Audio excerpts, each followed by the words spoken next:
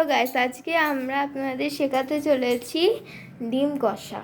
কষাটা করার জন্য আমরা প্রথমে ডিমগুলোকে সেদ্ধ করে নিয়েছি। এটা আমরা হাঁসের ডিম এখানে ইউজ করছি, আপনারা চাইলে মুরগির ডিমও ইউজ করতে পারেন। আমরা ডিমগুলো ভেজে নেব। আমরা মশলাটা রেডি করে রেখে দিয়েছি, ধনে, জিরে, আদা, রসুন এবং টমেটো দিয়ে মশলাটা আমরা রেডি করে রেখে দিয়েছি। আমরা ডিমগুলোকে একটু ভেজে নেব।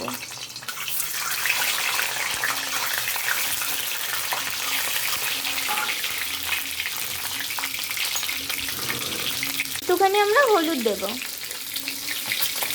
আমরা ডিমগুলোকে তুলে নেব, কারণ লাল লাল করে আমাদের ভাজা হয়ে গেছে। গরম মশলাটা দিয়ে দেবো। এবার আমরা পেঁয়াজটা দিচ্ছি।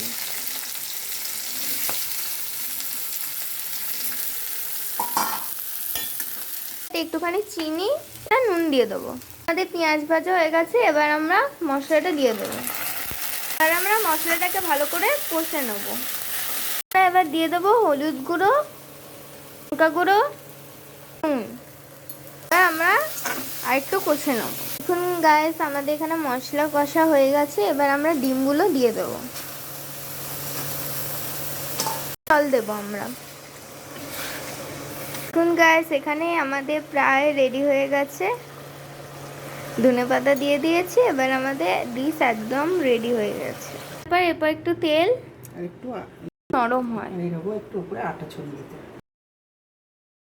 যেমনভাবে পরোটা করে তেমনভাবে আমরা করে নেব, তবে পরোটাটা খুব নরম হয়। আমি খুব এনজয় করেছি। আমি খেয়ে এনজয় করছি, আপনারা দেখে এনজয় করুন। ভালো লাগলে একটা লাইক, সাবস্ক্রাইব এবং শেয়ার করে দেবেন।